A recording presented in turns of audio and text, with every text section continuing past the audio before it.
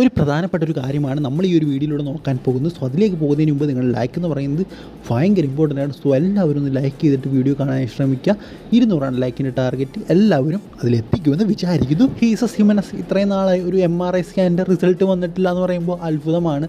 അത് അങ്ങനെ എന്തെങ്കിലും വന്നിട്ടുണ്ടെങ്കിൽ തന്നെ നമ്മളോട് ഇതുവരെ അറിയിച്ചിട്ടുമില്ല. അത് പ്രധാനപ്പെട്ട ഒരു കാര്യമാണ്.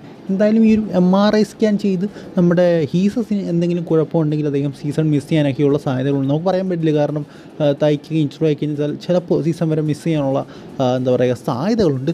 സോ അങ്ങനെയൊക്കെ നോക്കുമ്പോൾ എനിക്ക് തോന്നുന്നു ജോഷുവ സൊട്ടീരിയോ എന്ന പ്ലെയറെ നമുക്ക് പെട്ടെന്ന് തന്നെ കൊണ്ടുവരാൻ സാധിക്കും. അതായത് നമുക്ക് എല്ലാവർക്കും അറിയാവുന്നൊരു കാര്യമാണ്, ജോഷുവ സൊട്ടീരിയെ ഓൾറെഡി കേരള ബ്ലാസ്റ്റേഴ്സ് സൈൻ ചെയ്ത് വെച്ചിരിക്കുകയാണ്.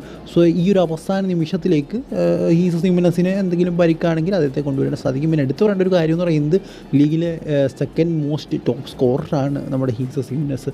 സോ അദ്ദേഹം പുറത്തേക്ക് പോയി കഴിഞ്ഞാൽ അത് ടീമിന് വലിയ രീതിയിൽ തന്നെ പ്രശ്നം ഉണ്ടാകും. സോ എന്തായാലും അദ്ദേഹത്തിന് പരിക്കൊന്നും ഇല്ലാതെ തിരിച്ചു വരട്ടെ. സ്റ്റിൽ എനിക്കറിയില്ല എന്തുകൊണ്ടാണ് ഹീസസിൻ്റെ പരിക്കിനെ കുറിച്ച് മാനേജ്മെൻറ്റോ മറ്റാരും തന്നെ ഒന്നും പറയാത്തതെന്ന്. സോ എന്തെങ്കിലും ഉണ്ടെങ്കിൽ അത് പെട്ടെന്ന് തന്നെ പറയുക.